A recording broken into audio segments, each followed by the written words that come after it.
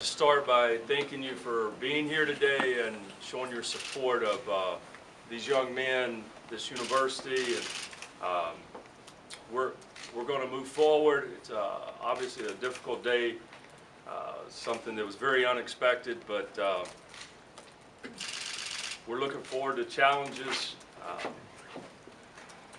You know, this is an area I grew up in, so a lot of tradition, a lot of history here at WKU. A place coming out of high school that I wanted to attend, but the head coach didn't think I was good enough at that time, so I had to go elsewhere. But just happy to be here at WKU, and it's always been home to me.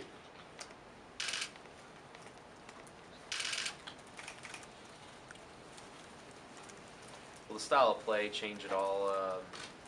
Integrating anything, or just, I mean, what do you plan on doing? Anytime there's a change, there's going to be some change. I mean, no two people are alike, no two coaches are alike. Only thing I've ever asked of any team I've been associated with is compete, play hard, and let the chips fall where they may. So you'll see some, but I don't think you'll see a lot of drastic changes. Excuse me. You guys can be dismissed and get ready to go to work.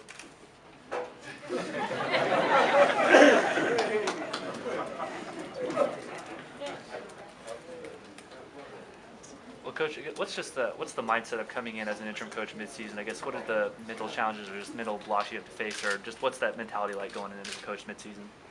Well, we just want to work extremely hard. Again, it's about these young men, and we want to give them every opportunity to be successful. Come to work every day, make sure that we're preparing them to be successful, both on and off the court.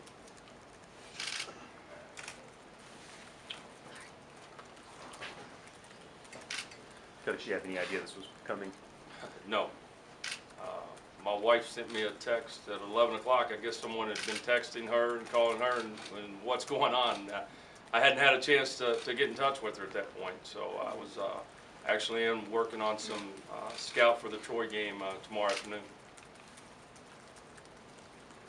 Ray, once things happened this morning and you met and you understood, have you talked to Ken since then and any conversation with him? I have not at this point, but that as soon as we got out of practice, that's a phone call I want to make. I got to thank him for giving me the opportunity to come here. He brought me here 3.5 years ago, and I owe him a great deal of gratitude. It's never an easy time for anyone, and you got to do the best you can, and we all wish him the very, very best, and he'll land on his feet and he'll be very successful again.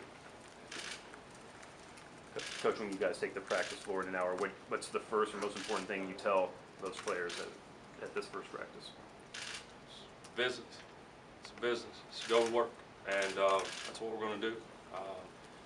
Obviously, we won't be there long. We were here a long time last night, a little longer than we should be. Hopefully, we'll finish the game 5-on-5 tomorrow. But it's these kids.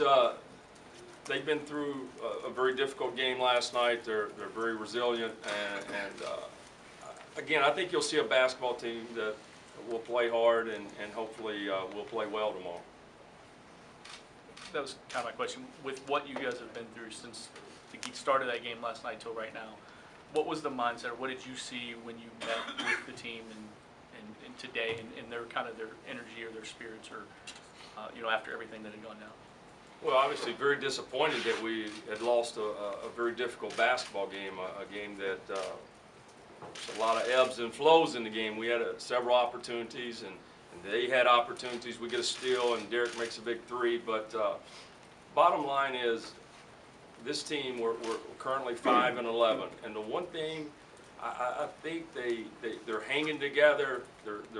They believe in each other, and we're gonna go compete. And I thought today, like I had the opportunity to meet with them as a team briefly, and then each kid individually. I thought that was important to let them say whatever's on their mind, and I want them to understand for the next 2 months, 3 months, that that's who I am. Doors open, you got questions, you got a concern, come and ask the question. Now, you may not always like the answer you get, but you'll get an answer if you got a question. Ross Bjork said earlier he considers you a strong candidate for the position moving forward. Do you feel like this is an audition? I'm not concerned about that.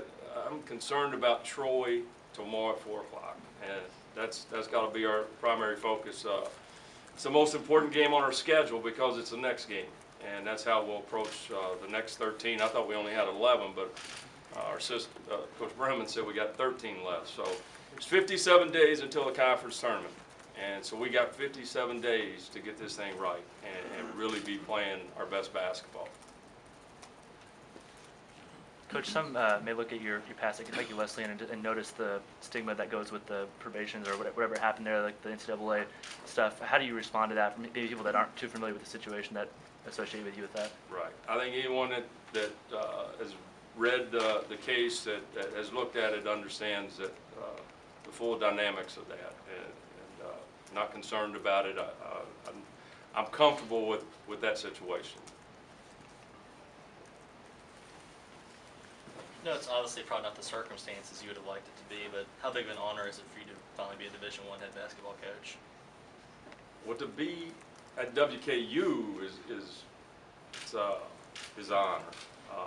There's a lot of guys that in this business, I see them, they bounce from this job to that job, always looking for that bigger, better. To me, this was always a dream job. I coached at Kentucky Wesleyan for, I think, 9 years as a head coach, maybe 12 as an assistant. A lot of people always say, why didn't you move? I didn't want to move. I had opportunities to move. But me, it's more about the style. I was always, my family's here today, go see my nieces, go see my mom. So that's what's important to me. You said we won't see a lot of changes probably, however, you are here to make a change, obviously. So what do you do, and you don't have the advantage of the first half of the season here, mid-season.